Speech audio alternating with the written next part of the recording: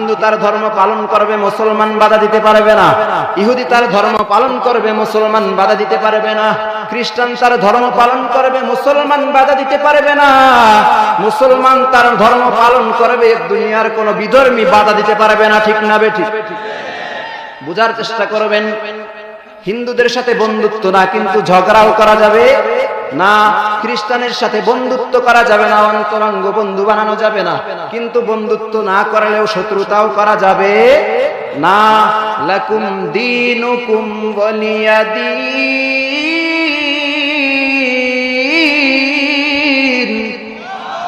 আরো জোরে আল্লাহু আকবার। যার যার ধর্ম সে পালন করবে, কিন্তু বাধা দেওয়া যাবে না। তার মানে এই নয় যে চুপ থাকতে হবে, চুপও থাকা যাবে না। ইহুদি খ্রিস্টান হিন্দু বৌদ্ধ সকলকে জানিয়ে দিতে হবে, তোমরা যেই ধর্ম পালন করতেছো এই ধর্ম সঠিক নয়। সঠিক ধর্ম হলো ইসলাম। বলো লা ইলাহা ইল্লাল্লাহ ফাদাখালাল জান্নাহ। তোমরা যদি মুসলমান হয়ে যাও, তোমরা যদি কালিমায়ে তাইয়্যিবা লা ইলাহা ইল্লাল্লাহ মুহাম্মাদুর রাসূলুল্লাহ এই শব্দ মুখে স্বীকার করো, অন্তরে বিশ্বাস করো, আমলে পরিণত করো, আল্লাহ পাক রব্বুল আলামিন তোমাদেরকেও আল্লাহ তাআলার জান্নাতে প্রবেশ করাবেন। আল্লাহ পাক রব্বুল আলামিন জান্নাত বানাইছেন ইহুদি খ্রিস্টানের জন্য। কথা বলেন, বেঈমান নাফরমানদের জন্য না, না, না। ইন্নাদ দীনা ইনদাল্লাহিল ইসলাম। আল্লাহু আকবার। আরো জোরে আল্লাহু আকবার। আল্লাহ পাক রব্বুল আলামিনের কাছে মনোনীত ধর্ম, একমাত্র ধর্মের নাম হলো ইসলাম। অন্য অন্য ধর্ম যেগুলো আছে এগুলোকে ধর্ম বলা যায় না। তারপরেও দুনিয়ার মানুষ ধর্ম বলে স্বীকৃতি দেয়। মূলত আল্লাহর পক্ষ থেকে যেই ধর্ম আছে সেটাই শুধুমাত্র ধর্ম, বাকিগুলো মানুষের বানানো ধর্ম। মানুষের বানানো ধর্ম, এটাকে ধর্ম বলা যায় না।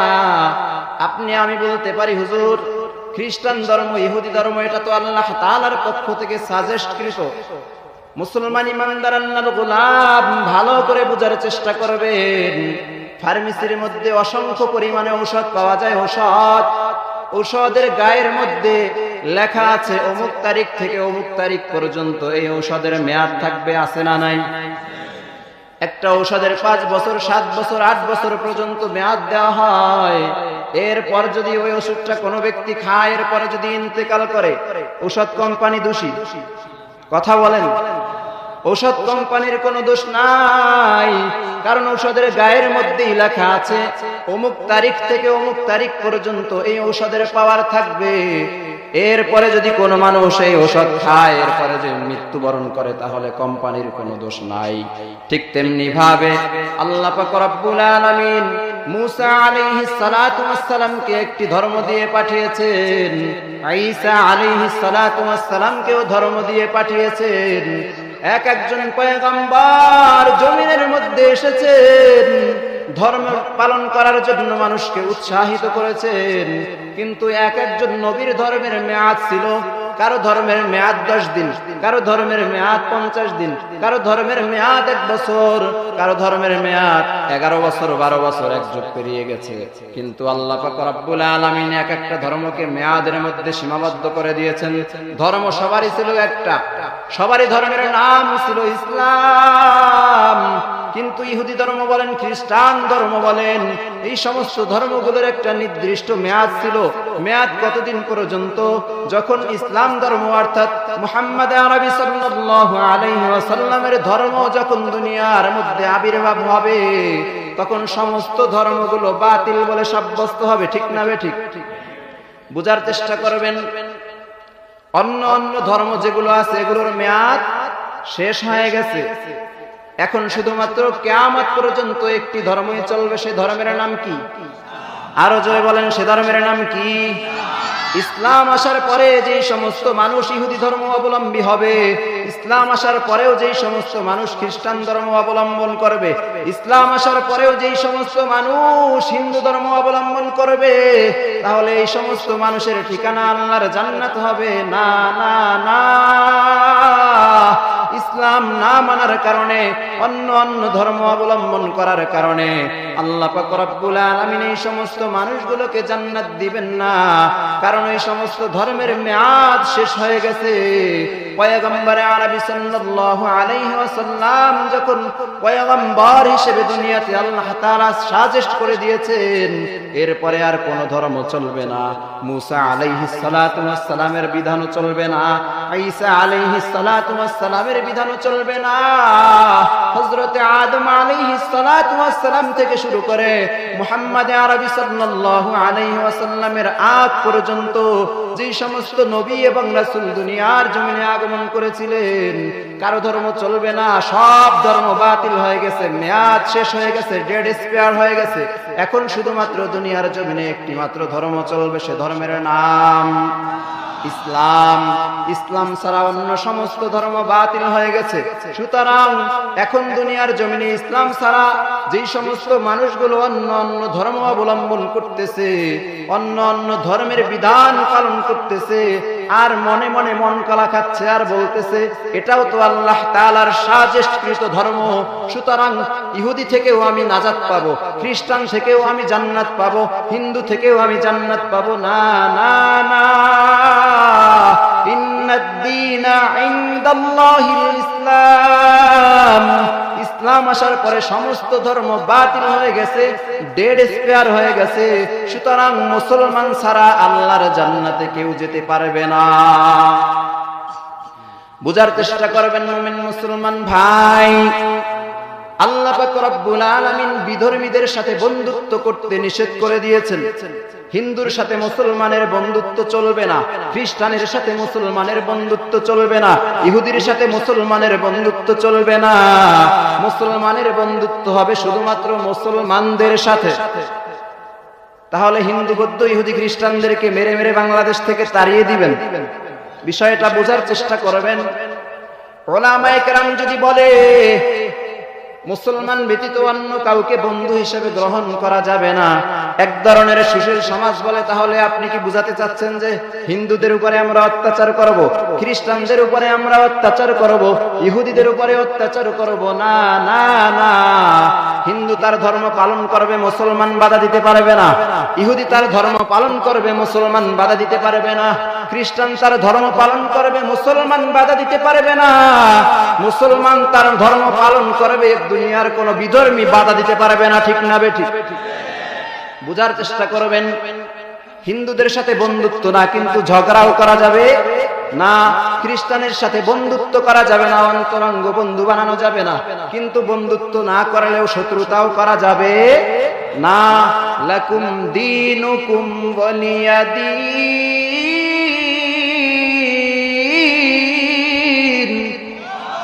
আরো জোরে আল্লাহু আকবার।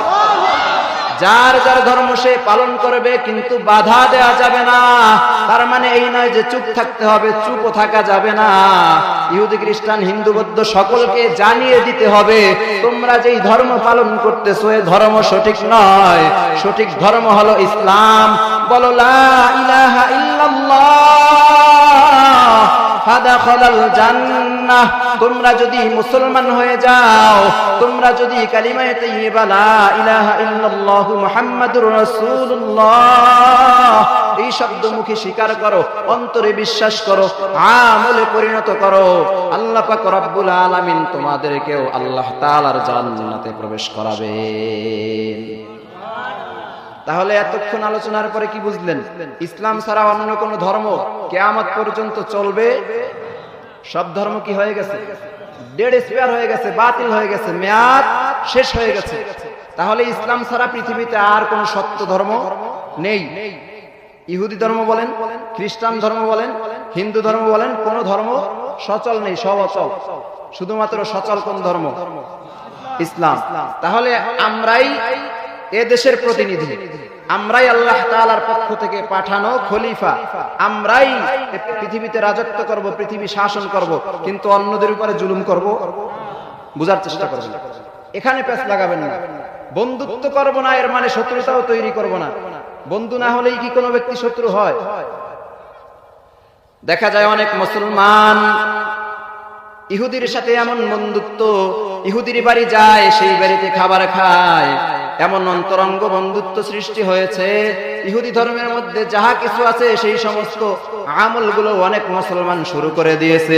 আর বিভিন্ন জায়গার মধ্যে স্লোগান দেয়, ধর্ম যার যার, উৎসব সবার। জোরে বলেন নাউযুবিল্লাহ। ঈমান বাঁচানোর জন্য বলতেছি, মুমিন কারো সাথে আমার শত্রুতা নাই। আমি এই কথা বলার পরে আপনি আমাকে লক্ষ লক্ষ টাকা দিবেন, বিষয়টা এমন নয়। তারপরেও আমার জবান থেকে কথাগুলো কেন বলতেছি? মান তাশাব্বাহা বিকওমিন, পয়গম্বর আরবি সাল্লাল্লাহু আলাইহি ওয়াসাল্লাম বলেন, হে আমার উম্মতের দল, দুনিয়ার মধ্যে যে যাকে অনুসরণ করবে কিয়ামতের ময়দানে তার সাথেই উঠবে।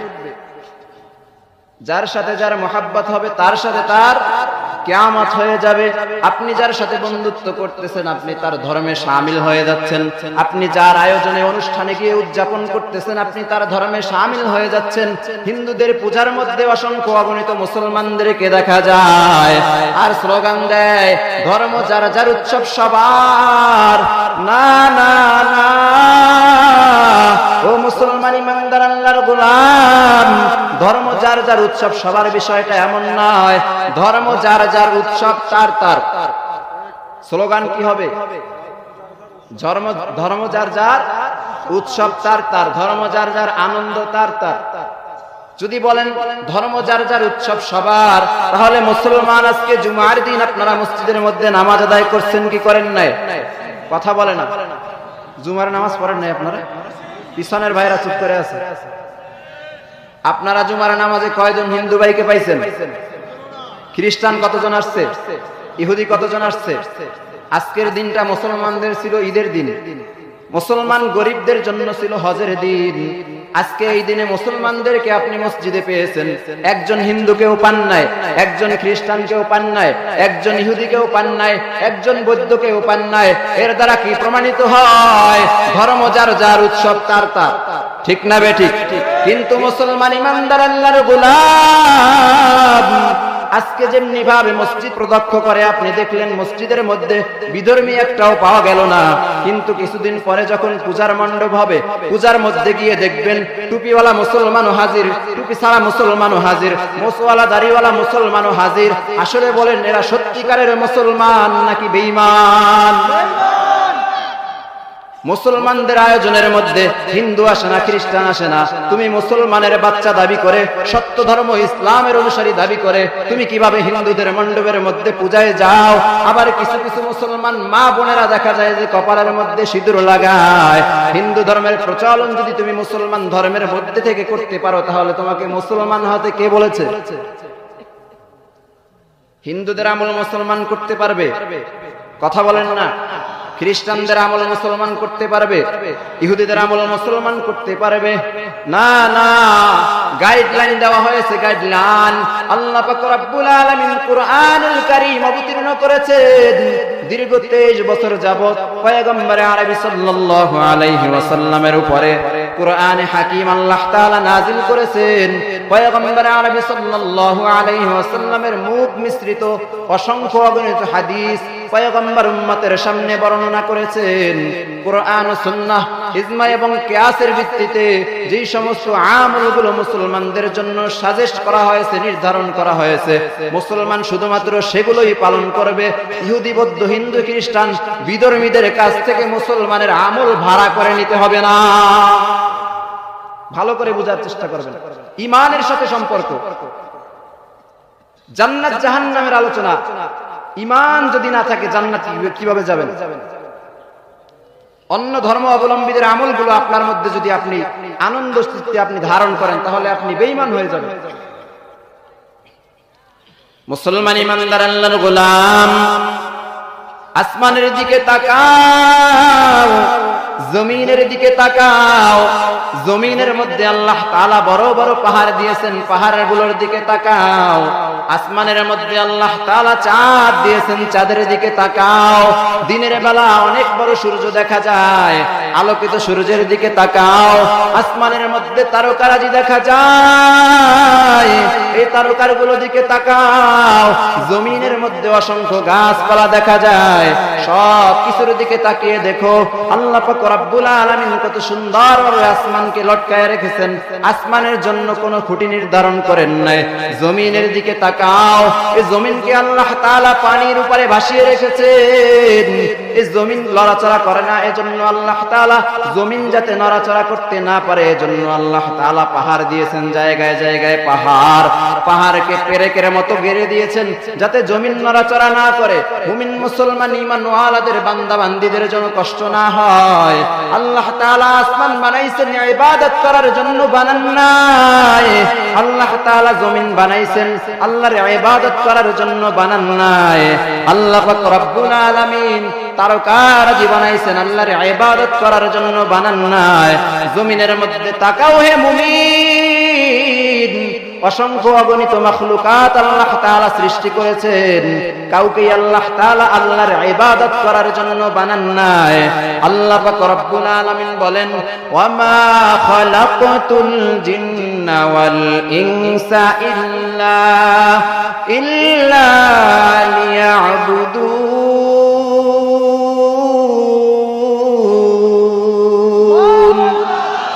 আর জোরে আল্লাহু আকবার।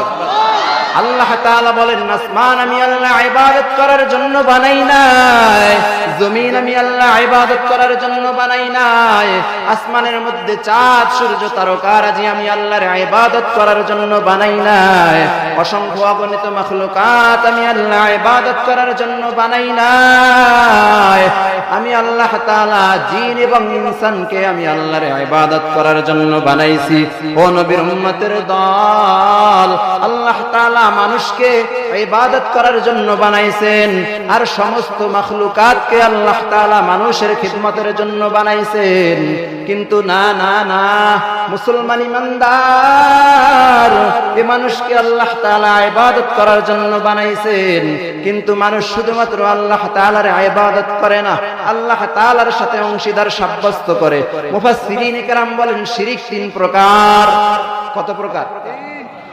শিরিক 3 প্রকার। 1 নম্বরে শিরিক ফি জাত, আল্লাহ তাআলার অস্তিত্বের সাথে অংশীদার সাব্যস্ত করা হলো 1 নম্বরের শিরিক। দুনিয়ার মধ্যে অনেক ধর্ম অবলম্বী আছে, এরা বলে আল্লাহ তাআলার স্ত্রী আছে, আল্লাহ তাআলার সন্তান আছে। জোরে বলেন, আরো জোরে বলেন। আল্লাহর সন্তান আছে, আল্লাহর স্ত্রী আছে, আল্লাহর পিতামাতা আছে। আল্লাহ পাক রব্বুল আলামিন বলেন, কুল হুয়াল্লাহু আহাদ আল্লাহুস সামাদ লাম ইয়ালিদ ওয়া লাম ইউলাদ ওয়া লাম ইয়াকুল লাহু কুফুয়ান আহাদ। আল্লাহু আকবার। আল্লাহ পাক রব্বুল আলামিন বলেন, পয়গম্বর আপনি দুনিয়ার মানুষদেরকে জানায়া দেন আল্লাহু আহাদ, আল্লাহ তাআলা হলো একক, আল্লাহ তাআলা অদ্বিতীয়, আল্লাহ তাআলার সাথে অংশীদার সাব্যস্ত করা যাবে না। আল্লাহর ছেলে নেই, সন্তান নেই, আল্লাহ তাআলার অংশীদার কেউ নেই, আল্লাহ শুধুমাত্র একাই আছেন। আল্লাহুস সামাদ, আল্লাহ তাআলা অমুখাপেক্ষী, আল্লাহ কারো সামনে নত হন না, আল্লাহ তাআলা কারো সাপোর্ট নিতে হয় না।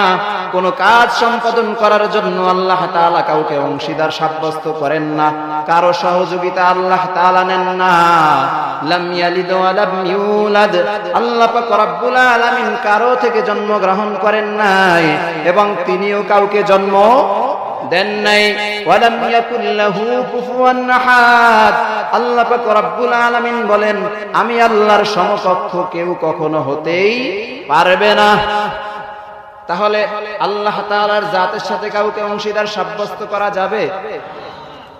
মুফাসসিরিন কেরাম বলেন 2 নম্বরের শিরিক হলো শিরিক ফিস সিফাত, আল্লাহ তাআলার গুণাবলীর সাথে অংশীদার সাব্যস্ত করা। আজকে মুসলমান দেখা যায় আল্লাহ তাআলার গুণাবলীর সাথে অংশীদার সাব্যস্ত করে।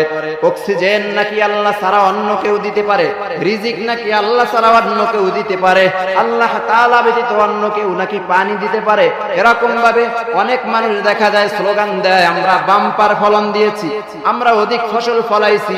ভালো করে বোঝার চেষ্টা করবেন, আল্লাহু খায়রুর রাযিকিন, উত্তম রিজিক দাতা কে? আরো জোরে বলেন কে? উত্তম রিজিকের একচ্ছত্র মালিক আমার আল্লাহ।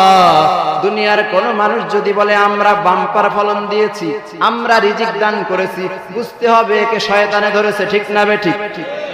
রিজিকের মালিক কেবলমাত্র একমাত্র আল্লাহ। আল্লাহ তাআলার সাথে রিজিকের ক্ষেত্রে কাউকে অংশীদার সাব্যস্ত করা যাবে না। এটা আল্লাহ তাআলার গুণ। আল্লাহ তাআলার গুণাবলীর সাথে অংশীদার সাব্যস্ত করা হলো 2 নম্বরের শিরক। মুফাসসিরিনে কেরাম বলেন 3 নম্বরের শিরক হলো শিরক ফিল ইবাদাহ। ইবাদতের মধ্যে আল্লাহ তাআলার সাথে কাউকে অংশীদার সাব্যস্ত করা। কিভাবে অংশীদার সাব্যস্ত করা হয় হে মুমিন? মসজিদের মধ্যে দেখবেন একজন মানুষ যখন একাকী নামাজ আদায় করতেছে, ইশারা নামাজ 4 রাকাত ফরজ নামাজ আদায় করার জন্য সে 2 মিনিট ব্যবহার করেছে। কয় মিনিট? 2 মিনিটে কত রাকাত নামাজ? কিছুক্ষণ পরে যখন মসজিদের মধ্যে আরো মুসল্লি চলে আসলো, একাধিক মুসল্লি যখন মসজিদের মধ্যে প্রবেশ করেছে হে মুমিন, তখন ওই মুসল্লি 4 রাকাত নামাজে 10 মিনিট সময় ব্যয় করেছে। কত মিনিট? প্রথমে ব্যয় করেছে কত মিনিট? 4 রাকাতে মনে করেন 4 মিনিট, কিন্তু লোকজন মসজিদের মধ্যে আসার পরে এরপরে 4 রাকাত নামাজে 10 মিনিট সময় লাগিয়েছে। প্রথম যে 4 রাকাত নামাজ আদায় করেছিল এটা কার জন্য? আরো আসতে বলেন, আপনারা পিছনে ঘুমাচ্ছেন নাকি? প্রথম 4 রাকাত নামাজ আদায় করেছে আল্লাহর জন্য। এরপরে মুসল্লিরা মসজিদে সমবেত হওয়ার পরে যে নামাজ আদায় করেছে সেটা কার জন্য? আল্লাহর জন্য। এখান থেকে বুঝার চেষ্টা করবেন শিরক ফিল ইবাদাহ। ইবাদতের মধ্যে শিরক সাব্যস্ত করা হয়েছে। যখন একাকী নামাজ আদায় করতেছে তখন মনে মনে চিন্তা করতেছে দুনিয়ার কোনো মানুষ দেখে না, আমাদের মসজিদের অন্য মুসল্লিরা আমাকে দেখতে পাচ্ছে না, এজন্য অল্প সময়ের মধ্যে 4 রাকাত নামাজ শেষ করে ফেলেছে। কিন্তু যখন মুসল্লিয়ানে কেরাম মসজিদের মধ্যে জমা হয়ে গেছে, এখন যদি সে খুব দ্রুত নামাজ আদায় করে তাহলে মুসল্লিরা বলবে দেখ লোকটা কি খারাপ, নামাজ খুব দ্রুত আদায় করতেছে, এরকম নামাজ পড়লে নামাজ হয় নাকি? তো মুসল্লিরা এই কথা বলবে যে লোকটা খারাপ, সত্যিকারের নামাজি না, নামাজের মধ্যে খুশু নাই। এ কারণে মানুষের সামনে ভালো মুসল্লি সাজার জন্য সে নামাজকে লম্বা করে দিয়েছে। 4 রাকাত নামাজে 10 মিনিট 12 মিনিট সময় ব্যয় করতেছে। ও নবীর উম্মত, ভালো করে বোঝার চেষ্টা করবেন। করা হয়েছে অর্থাৎ দুনিয়ার মানুষকে দেখানোর জন্য যে আমি ভালো নামাজি, আমি খুশুর সাথে নামাজ আদায় করি, এই পরিস্থিতি মানুষের সামনে ওপেন করার জন্য, মানুষের সামনে উত্তম মুসল্লি নিজেকে সাবিত করার জন্য, নিজেকে উপস্থাপন করার জন্য নামাজ লম্বা করে দিয়েছে। মুফাসসিরিনে কেরাম বলেন এটাই হলো শিরক ফিল ইবাদাহ। ইবাদতের মধ্যে শিরক। শিরক যদি কোনো মুমিন মুসলমান করে, আল্লাহ পাক রব্বুল আলামিন ওই ব্যক্তির আমলনামার সমস্ত আমলগুলো বরবাদ করে দিবেন। জোরে বলেন নাউযুবিল্লাহ। বোঝার চেষ্টা করবেন, একজন মানুষ 50 বছর নামাজ আদায় করেছে, 60 বছর 70 বছর 80 বছর নামাজ আদায় করেছে, এরপরে একটি শিরকে আকবার করেছে, সাথে সাথে তার জীবনের সমস্ত আমলগুলো ধ্বংস হয়ে গেছে। শিরক ফিল ইবাদার আরেকটি উদাহরণ দিতে চাই মুমিন ভাই। সিজদা হবে কেবলমাত্র একমাত্র আল্লাহ তাআলার কুদরতি কদমে। মুসলমানের কপাল আল্লাহ ব্যতীত আর কারো সামনে নত হবে না। কিন্তু দুনিয়ার মধ্যে এমন অনেক মানুষ আছে যারা মসজিদের মধ্যে এসে আল্লাহ তাআলাকে সিজদা দেয়, মসজিদ থেকে বের হওয়ার পরে বিভিন্ন মাজারের মধ্যে যায় কি যায় না? মাজারের মধ্যে গিয়ে অনেক মানুষ মাজারের মধ্যে সিজদা দেয়, পীরের পায়ে সিজদা দেয়। সিজদা হবে কেবলমাত্র একমাত্র কার? কুদরতি কদমে। আরো জোরে বলেন কার? যখন কোন মানুষ আল্লাহ তাআলাকেও সিজদা দেয়, আবার মাজারেও গিয়ে সিজদা দেয়, যদি জিজ্ঞেস করা হয় মাজারে পীরের পায়ে তুমি কেন সিজদা দিলা, আল্লাহর বান্দা ডাক দিয়া বলে এটা হলো তাজিমি সিজদা, অর্থাৎ সম্মানের সিজদা। মুসলমান ইমানদার আল্লাহর গোলাম, ভালো করে বোঝার চেষ্টা করবেন। সিজদা শুধুমাত্র ইবাদতের সিজদাই হয়। তাজিমি সিজদা বলতে দুনিয়াতে কোনো সিজদা নাই। তাজিমি সিজদা যদি থাকতো তাহলে সাহাবায়ে কেরাম পয়গম্বর আরবি সাল্লাল্লাহু আলাইহি ওয়াসাল্লামকে সিজদা করত কি করত না? কোন সাহাবী নবীকে সিজদা করছে? কোন সাহাবীরা আল্লাহর রাসূলের রওজায় সিজদা করেছে? পৃথিবীর কোন মুসলমান মদিনায় গিয়ে রওজায়ে আতহারের পাশে দাঁড়াইয়া সালাম দেওয়ার পাশাপাশি কোন মুসলমান সিজদা দেয়? একটা প্রমাণ আছে। যেহেতু পয়গম্বরে আরবি সাল্লাল্লাহু আলাইহি ওয়াসাল্লামকে সিজদা দেওয়া জায়েজ নাই, তাহলে পয়গম্বরের থেকে দুনিয়ার মধ্যে আর কোন ওলি সাহেব এত বেশি পবিত্র হয়ে গেছে যে তাকে সিজদা করা যাবে? বুঝেন নাই? সিজদা যদি করাই যেত তাহলে মুহাম্মদুর রাসূলুল্লাহ সাল্লাল্লাহু আলাইহি ওয়াসাল্লাম, যিনি সারা পৃথিবীর মধ্যে যত মানুষ এসেছে আসবে কিয়ামত পর্যন্ত, বাবা আদম আলাইহিস সালাতু ওয়াস সালাম থেকে কিয়ামত পর্যন্ত যত মানুষ এসেছে আসবে, সবার থেকে সর্বোত্তম মানুষ, সর্বোত্তম চরিত্রের অধিকারী মুহাম্মদুর রাসূলুল্লাহ সাল্লাল্লাহু আলাইহি ওয়াসাল্লাম, তাকে সিজদা করা জায়েজ আছে? তার মাজারে সিজদা করা জায়েজ আছে? তাহলে পীরের পায়ে সিজদা দেওয়া কিভাবে জায়েজ হয়? মাজারে সিজদা দেওয়া কিভাবে জায়েজ হয়? ভালো করে বোঝার চেষ্টা করবেন মুমিন ভাই। 5 ওয়াক্ত নামাজ মসজিদের মধ্যে আদায় করতেছেন, জুমার দিন মসজিদের মধ্যে প্রথম কাতারে এসে সবার আগে ইমাম সাহেবের সামনে বসে যান, কিন্তু আবার মাঝে মাঝে বিভিন্ন ভণ্ড পীরের দরবারে গিয়ে মাজারের মধ্যেও সিজদা দেন। আপনার 30, 40, 50 বছরের সমস্ত আমল ধ্বংস হয়ে গেছে। আপনি যতই নিজেকে মুসলমান দাবি করেন, শিরিক ফিল ইবাদত করার কারণে আপনার ঈমান ধ্বংস হয়ে গেছে। যতই জান্নাতের আওয়াজ দেন, যতই জান্নাতে যাওয়ার আশা করেন, আপনার ঠিকানা হয়ে গেছে আল্লাহর জাহান্নাম। শিরিক থেকে যদি কোনো ব্যক্তি তওবা না করে মারা যায়, ওর জন্য চিরস্থায়ী জাহান্নাম, কখনোই সে জাহান্নাম থেকে মুক্তি পাবে না। দুনিয়ার যত গুনাহ আছে সব আল্লাহ তাআলা চাইলে ক্ষমা করে দিবেন, কিন্তু আল্লাহ তাআলা শিরিকের গুনাহ তওবা ছাড়া ক্ষমা করবেন না। বুঝার চেষ্টা করবেন। কিয়ামতের ময়দানে আপনাকে আমাকে পয়গম্বর সহ অনেক উলামায়ে কেরাম বুজুর্গানে দ্বীনরা শাফাআতের সুযোগ পাবে, শাফাআত করবে। কিন্তু যে ব্যক্তি শিরিক করে দুনিয়া থেকে তওবা ছাড়া ইন্তেকাল করেছে, কোন নবীও তাকে শাফাআত করবে না, কোন ওলিও তাকে শাফাআত করবে না, কোন বুজুর্গানে দ্বীন হক্কানি উলামায়ে কেরাম তাকে শাফাআত করবে না। কারণ তার চেহারা দেখলেই বোঝা যাবে এই ব্যক্তি বেঈমান হয়ে গেছে। বেঈমানের জন্য কোনো সুপারিশ নাই। এজন্য মুসলমান জান্নাতে যদি যেতেই হয়, তাহলে কখনোই কপাল কোন পীরের পায়ে সিজদা দিব, কোন মাজারে সিজদা দিব? মাজার হলো গায়রুল্লাহ, পীর গায়রুল্লাহ। দুনিয়াতে যত গায়রুল্লাহ আছে, গায়রুল্লাহকে সিজদা করা হারাম। লা তাআতা লি মাখলুকিন ফি মাসিয়াতিল খালিক। আল্লাহ এবং আল্লাহর রাসূলের অনুগত্য ব্যতি রেখে দুনিয়ার কোন মানুষের আনুগত্য করা হারাম। তাহলে মুসলমান আল্লাহকে ছাড়া নবীকেও সিজদা করা জায়েজ না হারাম? যেখানে নবীকেই সিজদা করা যায় না, সেখানে দুনিয়ার আর কোন মানুষকে সিজদা করা যাবে না। যদি সিজদা করেন জান্নাত হারাম হয়ে যাবে, জাহান্নাম ওয়াজিব হয়ে যাবে। আল্লাহ তাআলা আমাদেরকে যেন এই ধরনের শিরক থেকে হেফাজত করেন। সকলে বলি আমিন। জান্নাত আল্লাহ তাআলা মুমিনদের জন্য বানাইছেন।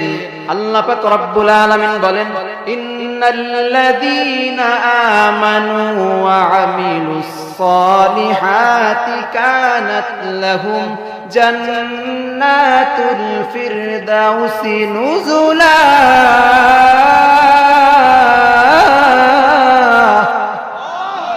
আর জোরে আল্লাহু আকবার। আল্লাহ পাক রব্বুল আলামিন বলেন, নিশ্চয়ই যারা ঈমান এনেছে এবং সৎ কর্ম করেছে, আল্লাহ পাক রব্বুল আলামিন তাদেরকে জান্নাত দিবেন নিয়ামত স্বরূপ। কি স্বরূপ? নিয়ামত স্বরূপ, উপহার স্বরূপ আল্লাহ তাআলা তাদেরকে জান্নাত দিবেন।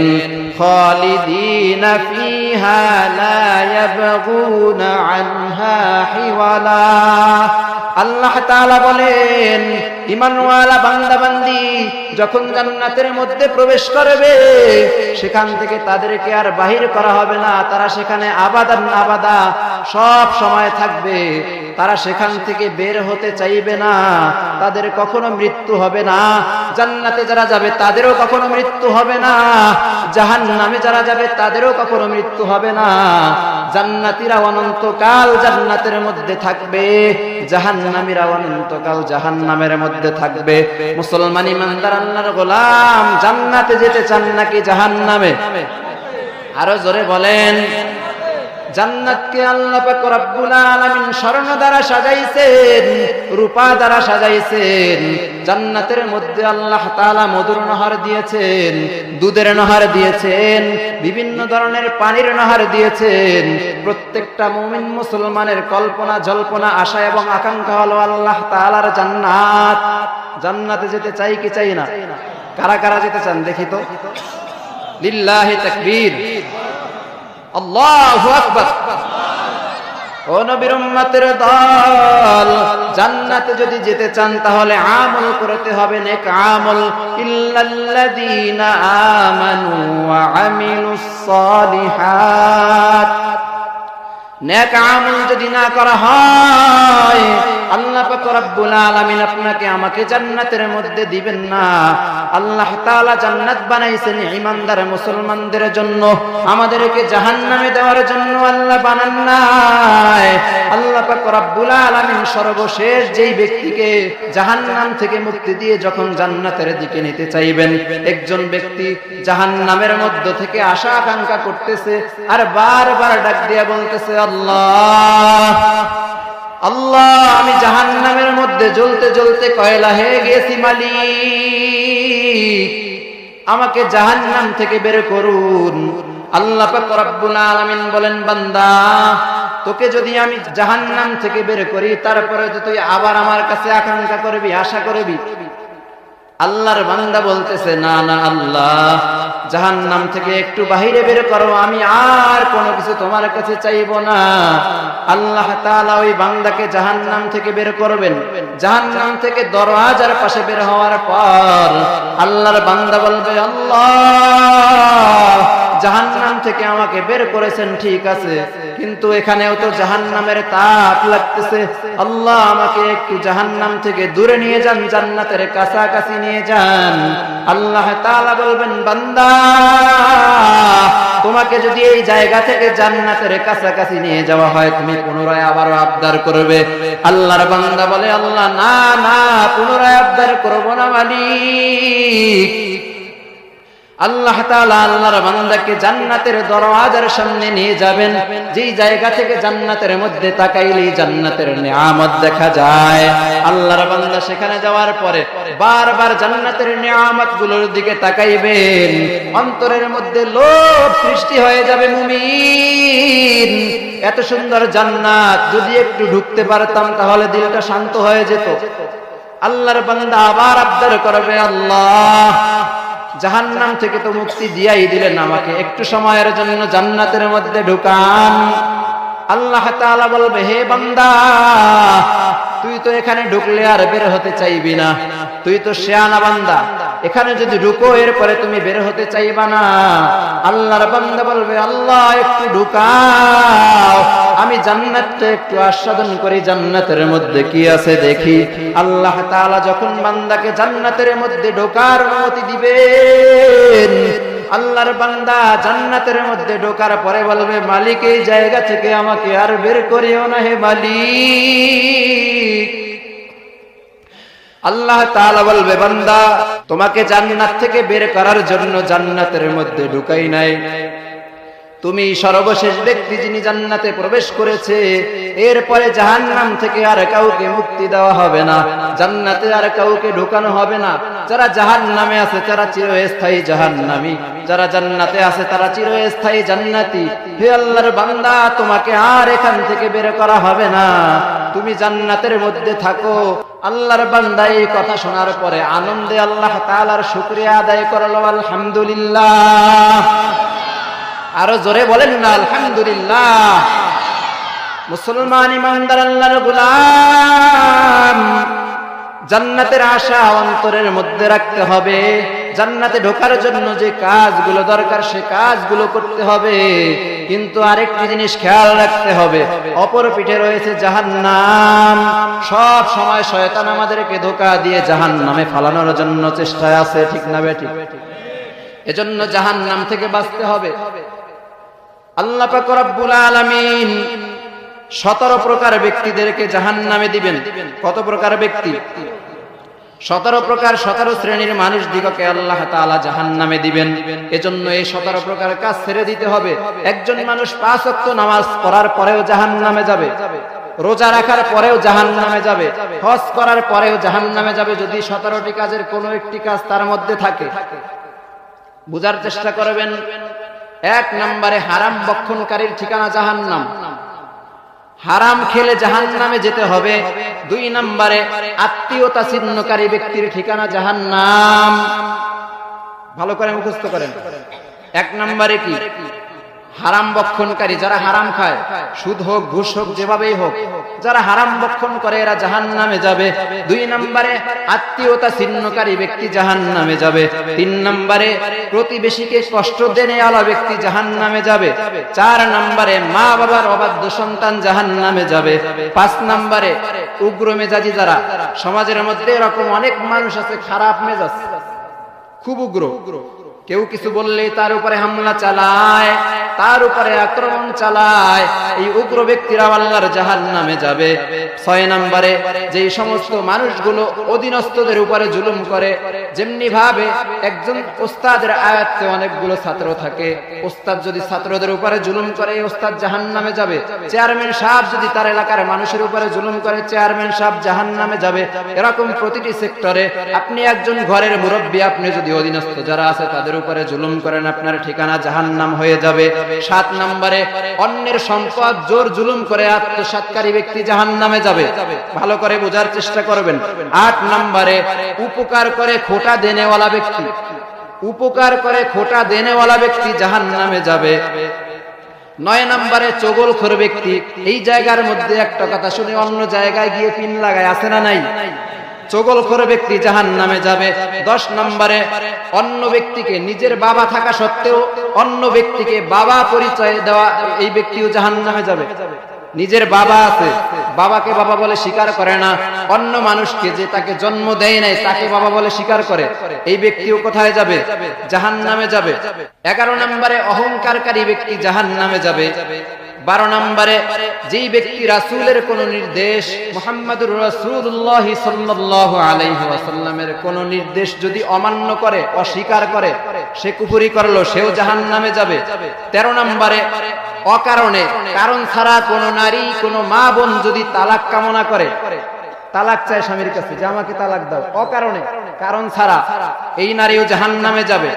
14 নম্বরে যেই সমস্ত উলামায়ে কেরাম দুনিয়া হাসিল করার জন্য, দুনিয়ার টাকা পয়সা ইনকাম করার জন্য ইলম শিখেছে, কোরআন সুন্নাহর ইলম শিখেছে, সেও জাহান্নামে যাবে। আলেমও মুক্তি পাবে না যদি ইলম শিখে কিসের জন্য? দুনিয়া হাসিল করার জন্য। 15 নম্বরে যেই সমস্ত ব্যক্তিরা চুল এবং দাড়িতে কালো কলব লাগায়, একেবারে কালো, একস কালো কলব যারা চুল এবং দাড়িতে লাগায়, এই সমস্ত মানুষগুলো জাহান্নামে যাবে। চুল দাড়িতে কালো কলব লাগাবেন না, কি করবেন? মেহেদি মেহেদি ইত্যাদি ইত্যাদি এগুলো দিবেন, কালো কলব দিবেন না। 16 নম্বরে মানুষকে দেখানোর উদ্দেশ্য যদি ভালো কাজ করেন, কোনো আমল করেন, যেমনি ভাবে উদাহরণ দিয়েছিলাম নামাজ মানুষকে দেখানোর জন্য করলে ঠিকানা কোথায় হবে? জাহান্নাম। যে কোনো ভালো কাজ মানুষকে দেখানোর উদ্দেশ্য করলে ঠিকানা জাহান্নাম। 17 নম্বরে যারা ওয়ারিসকে বঞ্চিত করে, এরকম মানুষ সমাজে কম না বেশি? এরকম ভাবে এরকম অসংখ্য মানুষ এখানে আছে না নেই? যারা ওয়ারিস থেকে বঞ্চিত, এই যারা ওয়ারিস থেকে বঞ্চিত করলো, এরা যাবে কোথায়? জাহান্নামে। অধিকাংশ ভাইয়েরা বোনদের অধিকার রক্ষা না করার কারণে, বোনদের মিরাস আটকে দেওয়ার কারণে, বোনদের সম্পদ মেরে দেওয়ার কারণে অধিকাংশ ভাইয়েরা জাহান্নামে যাবে। তাহলে এই 17 প্রকার ব্যক্তি, এদের ঠিকানা আল্লাহ তাআলার জাহান্নাম। আল্লাহ তাআলা আমাদেরকে যেন এই 17 প্রকার ব্যক্তি থেকে মুক্তি দান করেন, সকলে বলি আমিন। এই 17 প্রকার ব্যক্তিদের মধ্যে আপনার আমার নাম যেন না থাকে, যদি থাকে তাহলে ঠিকানা জাহান্নাম। এরপরে কনফার্ম জান্নাতি, বিনা হিসাবে জান্নাতি, হিসাব নিকাশ ছাড়া জান্নাতি মানুষের সংখ্যা 5 প্রকার। বিনা হিসাবে জান্নাতে যাবে কয় প্রকার মানুষ?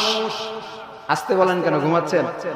অনেক গুরুত্বপূর্ণ বিষয়, এগুলো না জানলে তো ঠিকানা হবে কই? না বুঝে তো আমরা অনেক কিছু করতেছি, না জানার কারণে অনেক খারাপ কাজ করতেছি, ভাবিও না যে আমি জাহান্নামী হয়ে আছি। দাড়ি টুপি পাঞ্জাবি জুব্বা আমার শরীরে আছে, এটা দেখেই আপনি মুসলমান সাব্যস্ত করে ফেলবেন, এটা দেখেই আপনি জান্নাতি মানুষ বলে ফেলবেন? সম্ভব না। নিয়ম কানুন মানতে হবে। ইসলামের বিধিবিধান মানলে সে মুসলমান, না মানলে শরীরের মধ্যে জুব্বা পাগড়ি পাঞ্জাবি দাড়ি থাকলেও থে বেঈমান। বোঝার চেষ্টা করবেন, ঈমান অত সহজ জিনিস না, মুসলমানই অত সহজ জিনিস না। শুধুমাত্র লিবাসের কারণেই কোনো মানুষ মুসলমান হয়ে যায় না, তার কলবকে পরিবর্তন করতে হয়, পরিশুদ্ধ করতে হয়, আমলকে পরিশুদ্ধ করতে হয়, তাহলেই সে খাঁটি মুসলমান। তাহলে 5 দল ব্যক্তি কনফার্ম জান্নাতি। বিনা হিসাবে আল্লাহ পাক রব্বুল আলামিন কিয়ামতের ময়দানে 5 দল ব্যক্তিদেরকে আল্লাহর জান্নাত দিবেন। 1 নম্বরে যে সমস্ত মানুষগুলো ইসলামী রাষ্ট্রের বর্ডার গার্ড, ইসলামী রাষ্ট্রের বর্ডারে যেই সমস্ত মানুষগুলো পাহারাদারি করে শুধুমাত্র কেবলমাত্র আল্লাহ তাআলাকে রাজি খুশি করার জন্য, ইসলামী রাষ্ট্রের বর্ডার গার্ড যারা আছে, আর্মি বা বিডিআর, ইসলামিক রাষ্ট্রের, এদেরকে আল্লাহ তাআলা কিয়ামতের ময়দানে বিনা হিসাবে জান্নাত দিবেন। আরো আস্তে বলেন, আরো জোরে বলেন সুবহানাল্লাহ। মুসলিম রাষ্ট্রের বর্ডার গার্ড যারা হবে এদেরকে আল্লাহ তাআলা বিনা হিসাবে জান্নাত দিবেন। 2 নম্বরে যারা ইসলামের জন্য, আল্লাহ এবং আল্লাহর রাসূলের জন্য শাহাদাত বরণ করেছে, শহীদ হয়ে গেছে, এদেরকে আল্লাহ তাআলা বিনা হিসাবে জান্নাত দিবেন। 3 নম্বরে গুরুত্বপূর্ণ একটি আমলের কথা বলবো, যে সমস্ত মানুষগুলো প্রতিদিন এশার নামাজের পরে ঘুম যাওয়ার আগে, এশার নামাজের পর থেকে ঘুম যাওয়ার আগে যে সমস্ত মানুষগুলো প্রতিদিন সূরাতুল মুলক যেই সমস্ত মানুষগুলো প্রতিদিন রাত্রিবেলা তেলাওয়াত করে, আল্লাহর রাসূল হাদিসের মধ্যে বলেন আল্লাহ পাক রব্বুল আলামিন সূরাতুল মুলকের আমলকারী ব্যক্তিদেরকে ডেকে ডেকে কিয়ামতের ময়দানে বিনা হিসাবে আল্লাহ জান্নাত দিয়া দিবেন। ইমাম সাহেবের কাছ থেকে সূরাতুল মুলক কোনটা দেখে নেবেন। এই আমলটা তো করা যায় না, কি বলেন? সর্বোচ্চ সময় লাগবে 10 মিনিট, 15 মিনিট বা 20 মিনিটই লাগুক, কিন্তু বিনা হিসাবে কনফার্ম জান্নাতি। সুবহানাল্লাহ। 4 নম্বরে যে সমস্ত ব্যক্তিরা বৃহস্পতিবার সূর্য অস্ত থেকে শুরু করে শুক্রবার সূর্য অস্ত পর্যন্ত, বৃহস্পতিবার সূর্যাস্ত থেকে শুরু করে অর্থাৎ মাগরিবের থেকে শুরু করে শুক্রবারে আজকে মাগরিব পর্যন্ত যে সময়টা চলে গেছে, এই সময়ের মধ্যে যদি কোনো মুমিন মুসলমান ঈমানওয়ালা ব্যক্তি মারা যায়, পয়গম্বর আরবি সাল্লাল্লাহু আলাইহি ওয়াসাল্লাম বলেন আল্লাহ তাআলা ওই ব্যক্তিকে হিসাব নিকাশের ঝামেলা থেকে মুক্তি দিয়ে আল্লাহ তাআলা কনফার্ম জান্নাতি বানিয়ে দিবেন। এটার জন্য কিন্তু আমল ভালো থাকতে হবে। আমল ভালো নেই, এই সময় মারা গেলেই সে জান্নাতি। আমরা তো টিকিট দিয়ে দিই, শুক্রবারে মারা গেলেই জান্নাতি, অসুস্থ হয়ে মারা গেলেই জান্নাতি, কোনো কিছু হয়ে মারা গেলেই জান্নাতি, কিন্তু বাকি আমল ঈমান আছে কিনা সেটাও আমরা দেখি না। বুঝার চেষ্টা করবেন।